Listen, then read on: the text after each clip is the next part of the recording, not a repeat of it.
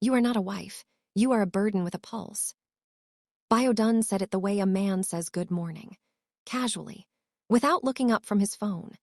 He was sitting at the dining table in a fresh white senator caftan, eating the fried eggs and Ajibs bread that Blessing had made for him, scrolling through whatever it is men scroll through when they have already decided the person in front of them does not deserve their attention. Amara was in her wheelchair at the other end of the table. She had woken up early that morning. She had asked Blessing to help her bathe and dress before Biodun came downstairs.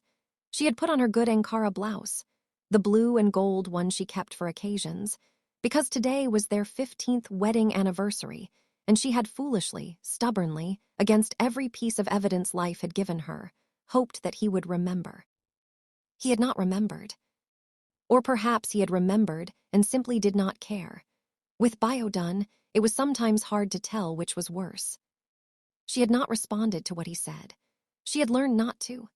In 4 years of living inside that wheelchair, inside that house on Glover Road, Victoria Island, inside a marriage that had quietly become a prison, Amara Adeleke had learned that responding to Biodun only gave him more material. He was a man who sharpened himself on her pain. The more she bled, the more precise his words became. So she sat.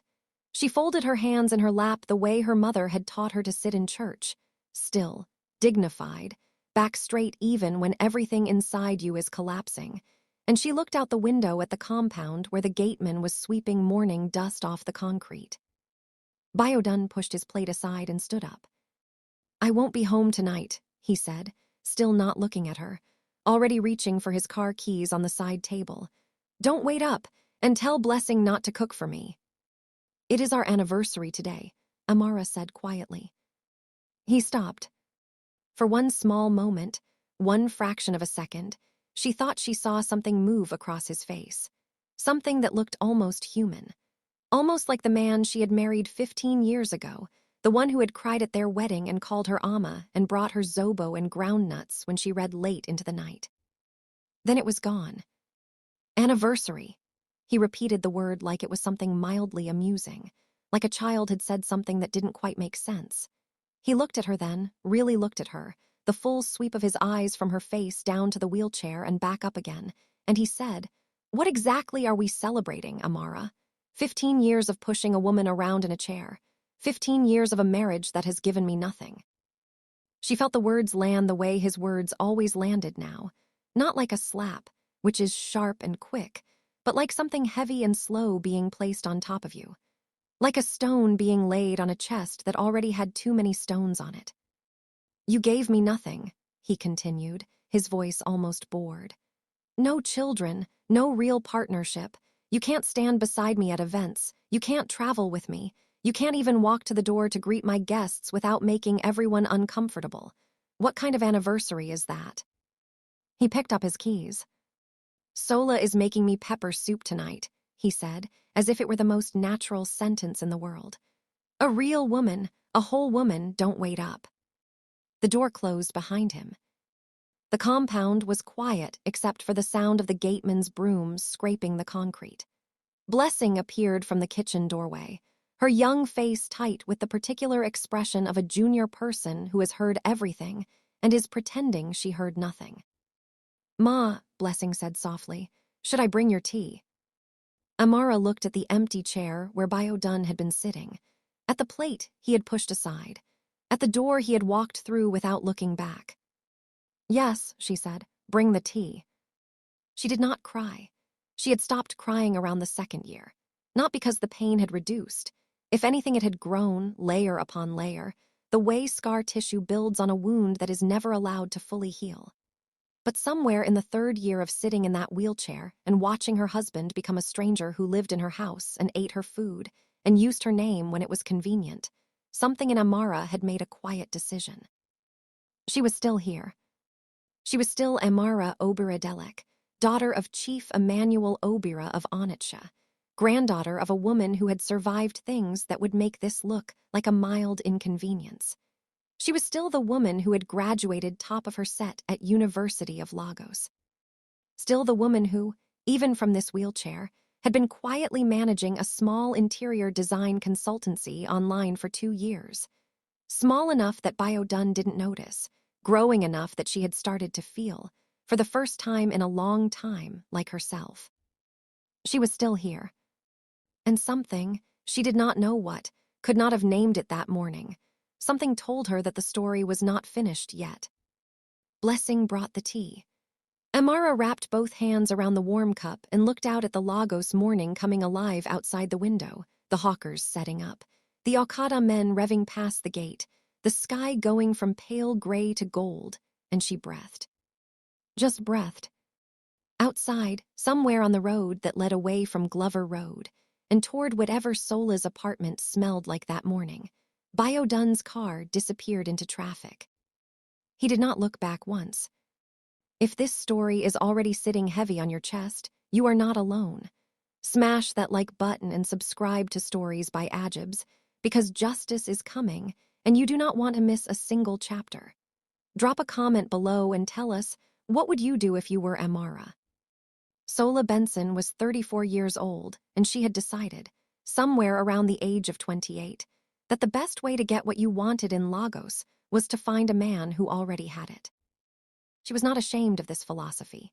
She had grown up in a face-me-I-face-you compound in Surroler, 6 children sharing 2 rooms, a mother who sold akara at the junction every morning before dawn and still could not make school fees. Sola had watched poverty up close for long enough to know she wanted nothing to do with it. She was pretty, she knew this, with the kind of sharp, deliberate beauty that comes from a woman who has decided that her face is an asset and treats it accordingly.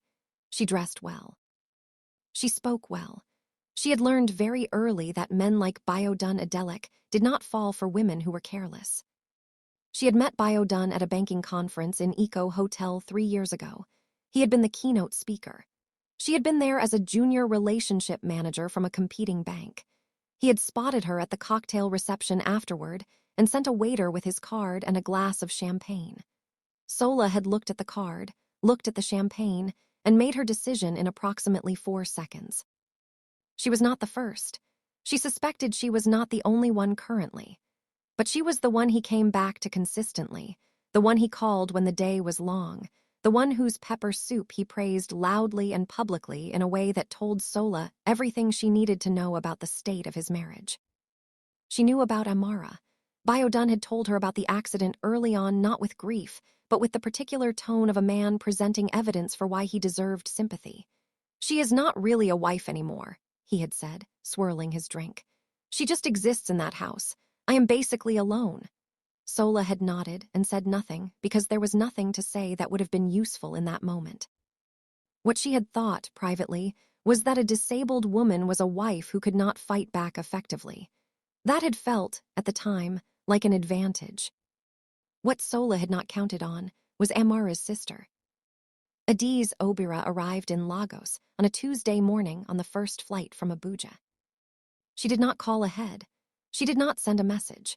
She simply appeared at the gate of the Glover Road house at 7:45 in the morning with a small carry-on bag and the expression of a woman who has been patient for a very long time and has recently decided that patience is overrated. Adiz was 38 years old, 3 years younger than Amara, and where Amara had their mother's quiet softness, Adiz had their father's iron. She was a senior associate at Obira and Partners, one of the oldest law firms in Abuja, and she had spent the last 4 years watching her sister's marriage from a distance and grinding her teeth about it. She had flown down twice before to confront Biodun, and both times Amara had begged her to leave it alone. "I am managing," Amara always said. "I don't want trouble." But 3 nights ago, Amara had called her at 11 p.m. She had not said much. "Just Ada, he said I am a burden with a pulse, on our anniversary." And then silence, and then the sound of breathing that was working very hard not to become crying. Adiz had booked her flight before the call ended. Blessing opened the gate and her whole face changed when she saw who it was. "Auntie Ada." The girl looked like she might hug her right there at the gate. Instead, she just grabbed the bag and whispered, very quickly, "Madam is inside. Olga left yesterday and has not come back." Adiz walked through the compound and into the house and found her sister in the sitting room, wheelchair positioned near the window, a bowl of untouched oats going cold on the side table beside her. Amara was looking at nothing in particular with the expression of a woman whose mind had gone somewhere quiet and private to survive. She looked up when Ajibs walked in. Something moved across her face. Relief, shame, love, the complicated mixture of emotions that happens when the person who knows you best sees you at your lowest. "I told you not to come," Amara said. "I know," Ajibs said, and sat down beside her and took both her hands. "Tell me everything." It took 2 hours. Not because there was that much new information, but because Amara had been holding it for so long that it came out slowly, in pieces, the way water comes through a wall that has been holding back a flood. The daily mockery, the public humiliations, the way Biodun said Sola's name in their own house like it was something he was proud of, the anniversary, the words, "a burden with a pulse," that had lodged somewhere behind Amara's sternum and would not move. Ajibs listened without interrupting.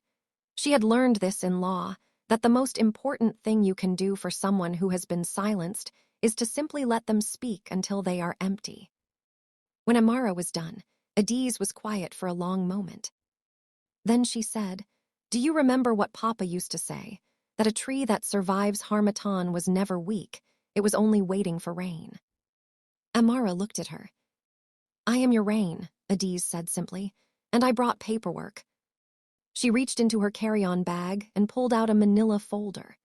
Inside were documents that she spread carefully on the glass center table, property documents, bank records, a marriage certificate, and at the very bottom, a single sheet of paper that Amara stared at for a long time without speaking. It was a copy of the original police report from the night of Amara's accident 4 years ago. "Ada," Amara said slowly, "where did you get this?" "Papa kept a copy," Ajibs said. "He never trusted Biodun's version of events, not from the beginning." She paused. "Amara, I need you to read the officer's notes at the bottom of that page. The part that Biodun's lawyer had removed from the version he submitted to the insurance company." Amara picked up the document with hands that were not entirely steady. She read. She read it again. The bowl of oats went completely cold beside her. Outside, a Danfo bus honked on the street. Somewhere in the kitchen, Blessing was washing plates and humming softly to herself. Amara set the paper down on the table. Her face had changed. The quiet, enduring, patient face that 4 years of surviving Biodun Adeleke had built, that face was still there. But underneath it, something else was surfacing. Something that had been at the bottom of a very deep place for a very long time. "He knew," she said. Her voice was barely above a whisper. "Ada, he knew what happened that night." Ajibs reached across and covered her sister's hands with her own. "Yes," she said quietly. "He knew, and now we know too." The original police report was 4 pages long. The version Biodun had submitted to the insurance company was 2 pages long. The missing 2 pages contained the notes of Officer Tund Basharan of the Victoria Island Police Division, a quiet, methodical man who had been the first responder on the scene the night of the accident 4 years ago. Officer Basharan had done his job the way good officers do when nobody is watching and nobody has offered them anything yet. Carefully, thoroughly, writing down exactly what he saw and exactly what the witnesses told him before anyone had the chance to tell them what they had or had not seen. Amara read his notes 3 times. Then she put the paper down and looked out the window for a long time without speaking. It had been a Friday night in November. She remembered that much. She remembered that she and Biodun had argued that evening, one of the arguments that had become routine by then, the kind where he came home late smelling of somewhere else and she asked where he had been and he told her she was suffocating him. She remembered that she had eventually taken the car, her own car, the gray Camry her father had bought her, to drive to her friend Chisholm's house on the mainland just to breathe different air for a few hours. What she did not remember was the accident itself. The doctors had told her that was normal, that the brain protects you from the worst moments by simply not recording them. 1 minute she had been on 3rd Mainland Bridge. The next she had woken up in Lagos Island General Hospital with her sister's face above her and both legs gone below the knee. Biodun had told her the story many times in the early weeks. A hit and run. An unknown vehicle. Terrible luck. He had held her hand in the hospital and his eyes had been wet and he had said, "I should have been with you," in a voice that she had believed completely because she had still been the woman who believed him then. Officer Basharan's notes told a different story.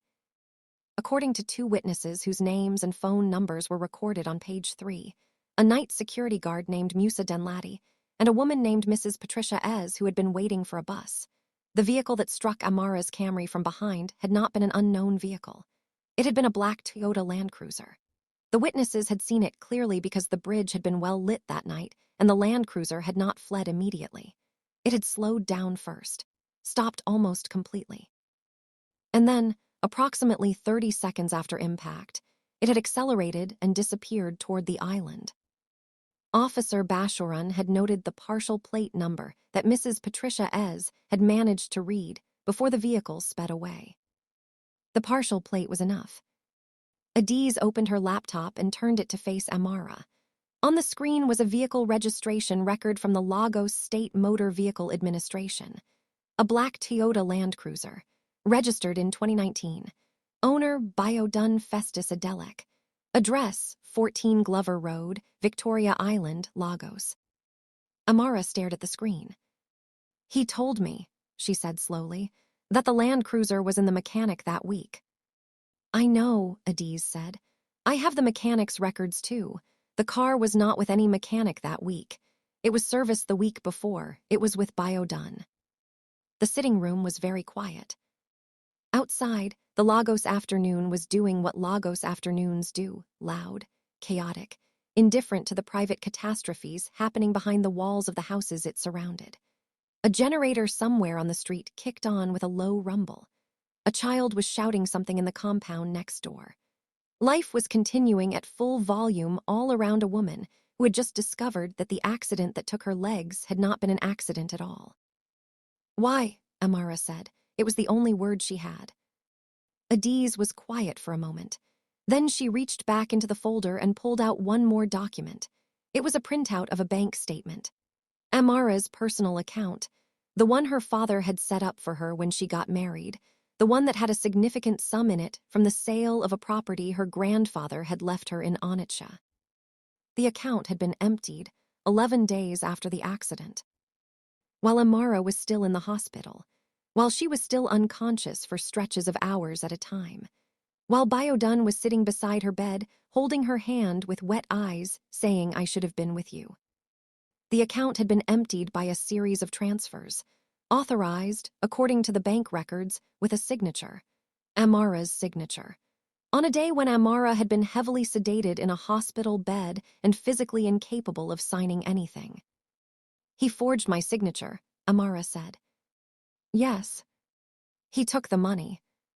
4.2 million naira, Adiz said quietly. "And that is only what we can trace directly. Papa believes there is more. He has been working with an accountant for the past 8 months going through everything." Amara was still looking at the bank statement. Her hands were flat on her thighs, the thighs that ended where her legs used to begin, and her face had gone very still in the way that faces go when a person is processing something that is too large to process all at once, and the body is simply doing its best. 8 months, she said. Papa has known for 8 months. "He wanted to be certain before he told you," Adiz said. "He did not want to bring you half a truth. He wanted to bring you the whole thing." "Where is Papa now?" "Onitsha, but he has been on the phone with our lawyer in Abuja every day this week." Adiz paused. "Amara, Papa retained a lawyer 6 months ago, a very good one. His name is Emeka Okafor. He is one of the best civil litigators in the country. He has been building this case quietly for months. He is ready." Amara finally looked up from the bank statement. Her eyes were dry. That was the thing that struck Adiz most, that her sister was not crying. There was something in her face that was beyond tears. Something that had moved past grief and arrived somewhere harder and quieter and more dangerous. "Biodun is with Sola tonight," Amara said. "I know. He left yesterday morning. He said don't wait up." "I know." Amara folded the bank statement carefully and placed it back in the folder. Then she straightened in her wheelchair, that particular straightening that Ajibs recognized from childhood, the one their father did before he walked into any room where something important was about to happen, and she said, "Call Papa. Tell him I am ready." Ajibs picked up her phone. Outside, the evening was beginning to settle over Victoria Island, that brief golden hour when the light goes soft and the chaos of the day pauses just slightly before the night shift begins. Street lights were flickering on. The gateman was closing the compound gate. Blessing appeared in the doorway with 2 cups of tea and looked at the faces of the 2 sisters and quietly set the cups down and left without saying a word. Amara picked up her tea. She wrapped both hands around the warm cup the way she had done yesterday morning after Biodun walked out, but her hands were not shaking this time. Tomorrow, everything would begin to change. The truth is now fully on the table, and it is heavier than any of us expected. Smash that like button, subscribe to stories by Ajibs, and turn on your notification bell right now. Comment below, did Biodun think she would never find out? What kind of man does this to his own wife? Biodun came home on Thursday morning. He did not come home because he missed his wife. He came home because he needed a fresh suit for a board meeting at First Continental Bank, and Sola's apartment in Lekki Phase 1, comfortable as it was, did not have his wardrobe. He came in through the front door at 8:15, smelling of Sola's perfume and the particular carelessness of a man who has stopped pretending, dropped his overnight bag in the hallway, and walked into the kitchen to tell Blessing to make him breakfast. He did not notice the second pair of shoes at the door. He did not notice that the sitting room was slightly different, that the center table had been cleared, that there were 2 cups from last night still on the side table, that the house had the quiet, charged feeling of a place where serious things had recently been discussed. He noticed none of it because Biodun Adeleke had not paid close attention to anything inside that house for a very long time. He walked into the kitchen, told Blessing eggs and toast, and then walked back through the sitting room toward the staircase and stopped. Ajibs was sitting on the sofa. She was dressed in a crisp navy blue kaftan, her laptop open on the table in front of her, a cup of tea in her hand, looking at him with the calm, level expression of a woman who has been waiting and does not mind that she has been waiting because she knew he would come eventually. Biodun stared at her. "Ajibs," he said. His voice was carefully neutral, the voice of a man recalibrating quickly, deciding how to play this. "Biodun," she said pleasantly. "You look well. Lekki agrees with you." The muscle in his jaw tightened. "When did you get here?" "Tuesday," she said. "I have been keeping my sister company, since you were not available to do that yourself." He looked around the room. "Where is Amara?" "She is getting dressed. She will be down shortly." Ajibs closed her laptop and set down her tea and folded her hands in her lap. "Sit down, Biodun. We need to talk before she comes." Something in her tone made him sit. Not because he respected her. He had never particularly respected Ajibs, had always found her too sharp, too watchful, too much of the thing that Amara was not aggressive enough to be. But there was something in her voice this morning that was different from the previous times she had come to this house with fire in her eyes. This was not fire. This was something colder and more deliberate. He sat down across from her. "I want you to know," Ajibs said quietly, "that what is about to happen today is not about revenge. I want you to understand that clearly. This is not about me or my father or what we think of you as a man. This is about the law, and the law does not care about feelings." Biodun frowned. "What are you talking about?" Before Ajibs could answer, the doorbell rang. Blessing's footsteps crossed the hallway. The front door opened. There were voices, Blessing's soft greeting and a man's measured, professional response. Then footsteps, more than one person. Emeka Akafor was 52 years old, and he had the bearing of a man who had spent 3 decades walking into rooms where powerful people did not want to see him and winning anyway. He was not a tall man, but he carried himself as though height were irrelevant.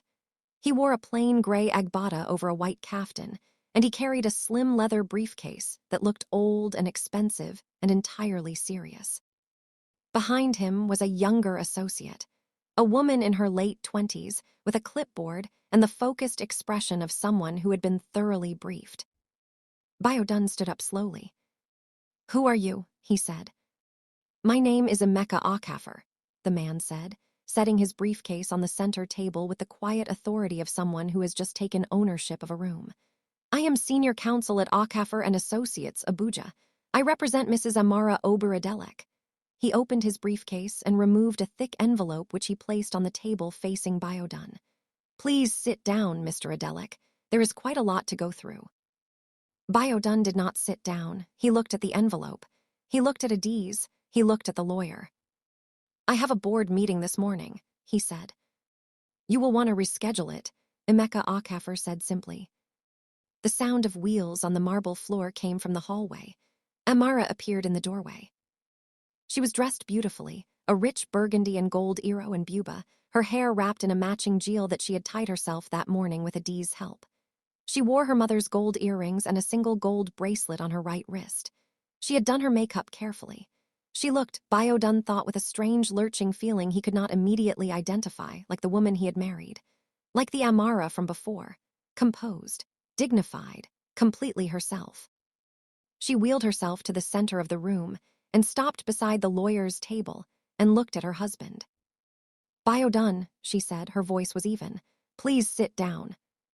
He sat down. Emeka Akafor remained standing. He opened the envelope and laid the documents on the table one by one with the methodical patience of a man who understood that the order in which truth is revealed matters enormously. First, the original police report, all 4 pages.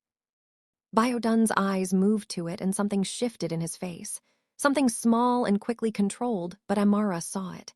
She had spent 15 years learning his face. She saw it. Second, the vehicle registration, the black Toyota Land Cruiser, his name, his address. Third, the bank records, the forged signature, the 4.2 million naira.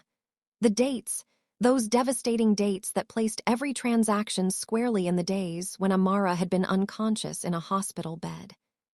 Fourth, a sworn affidavit from Mrs. Patricia Ez, the woman who had been waiting for a bus on 3rd Mainland Bridge on that November night 4 years ago.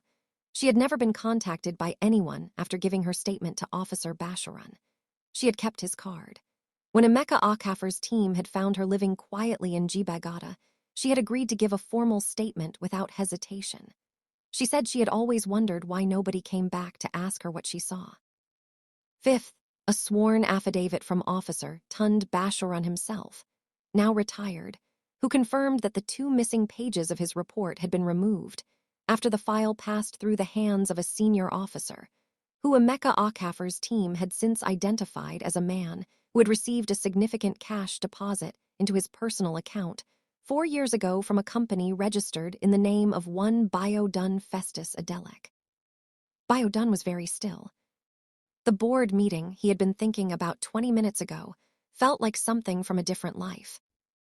"These documents," Emeka Akafor said, "form the basis of 3 separate legal actions we are filing today.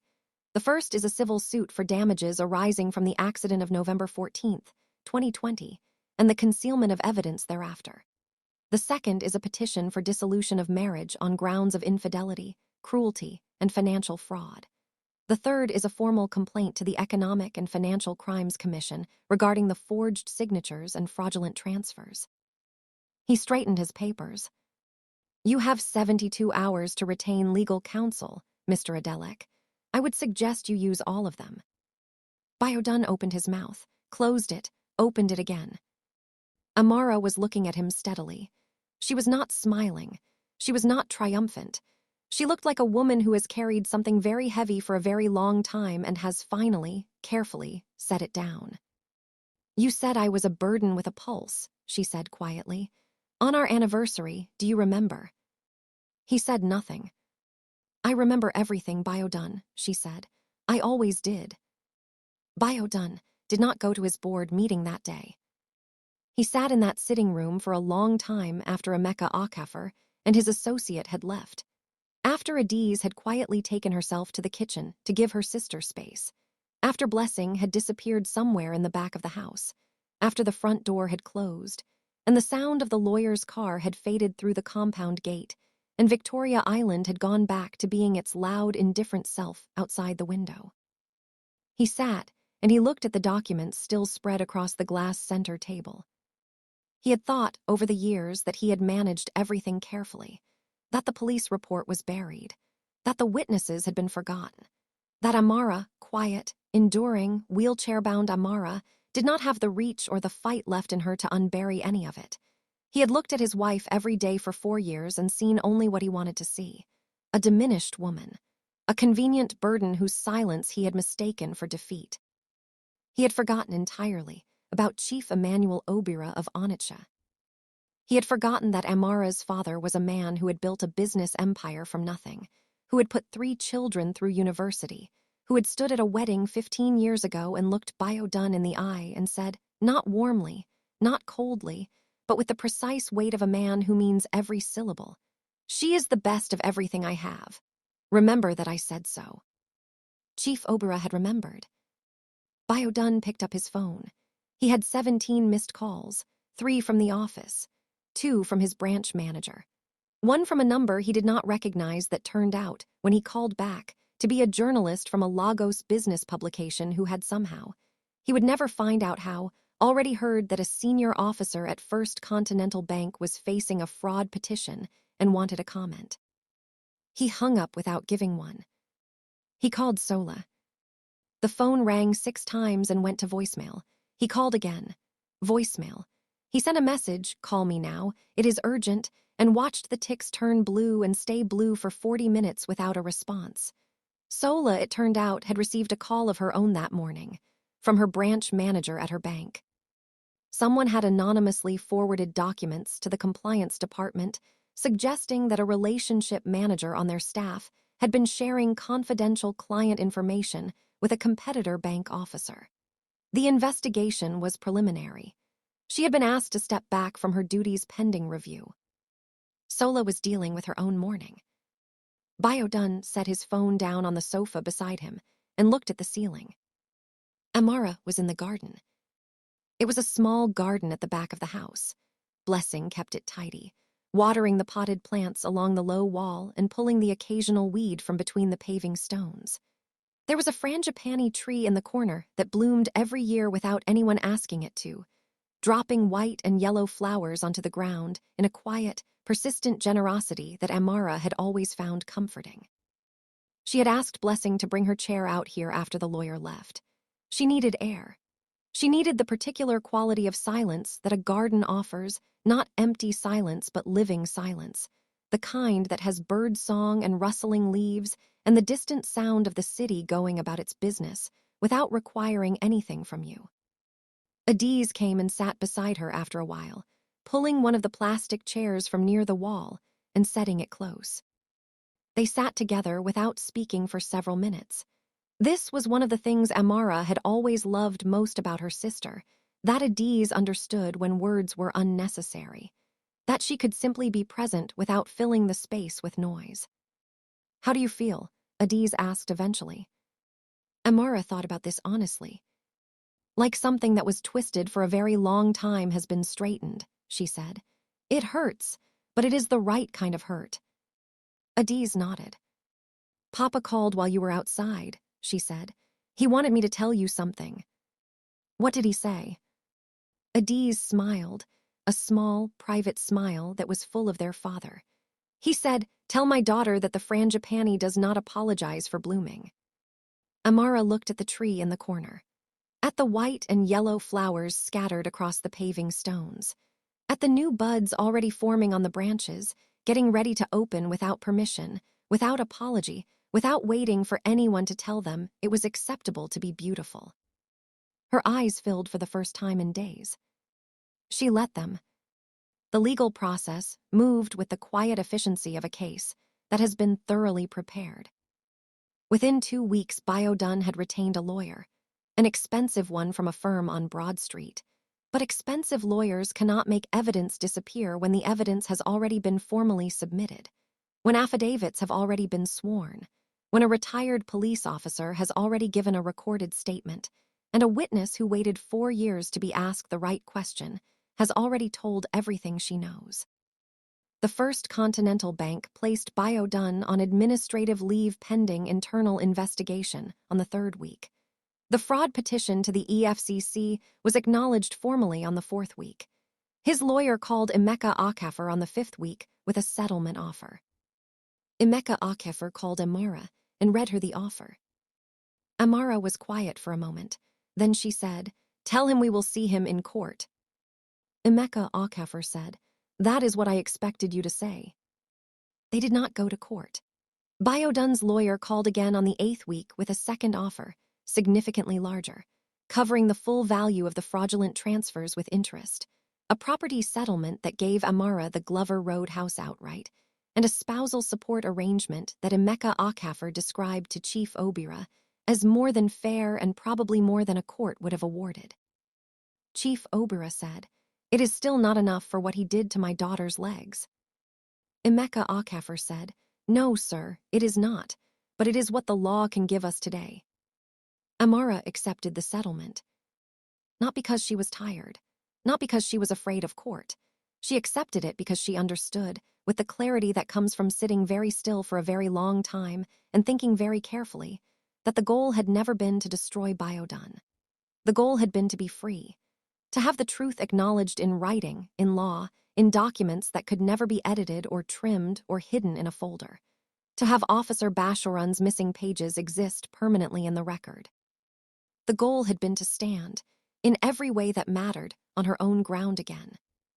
6 months after the lawyer came to the door on Glover Road, Amara Obira moved into a flat in Honoru estate that she had chosen herself and paid for herself with the settlement money and the quiet savings from 2 years of running her interior design consultancy from a wheelchair in a house where nobody noticed her. She painted the walls herself, with help, with a D's on one side and blessing on the other, all three of them laughing at the paint getting everywhere. She chose warm terracotta for the sitting room and a deep forest green for the bedroom, and she hung her mother's photograph above the fireplace because it was her home, and she would put whatever she wanted wherever she wanted it. She put the frangipani in a pot by the window. It bloomed the first week, as if it had been waiting for the right window. Biodun was gone from First Continental Bank by the time the Harmattan season came. Sola had resigned from her own bank and left Lagos. These were things that happened at the edges of Amara's new life, information that came to her the way distant noise comes through a closed window, present but not powerful, real but no longer relevant. On a Saturday morning in the 6th month, Amara's phone rang. It was a new client, a woman who had seen her work on Instagram, a bedroom redesign that Amara had posted with a short caption that said simply, "Designed by a woman who decided she was not finished." The post had been shared 400 times. The new client wanted her sitting room done. Budget was generous. Timeline was flexible. Amara opened her notebook and picked up her pen. "Tell me," she said, "what you want the room to feel like when you walk in." Outside the window, the frangipani was dropping flowers onto the sill, white and yellow, quiet and persistent, blooming without apology in the full warm light of a Lagos morning. Amara wrote down everything the client said. She was not finished. She had barely begun. And that, my people, is what a whole woman looks like. Smash that like button until it breaks. Subscribe to Stories by Ajibs and turn on every notification because we have more stories coming that will move you just like this one did. Share this story with every woman who needs to hear it today. Drop a comment below. What was the moment in this story that hit you the hardest? We read every single one. This is Stories by Ajibs, where every woman's truth gets told.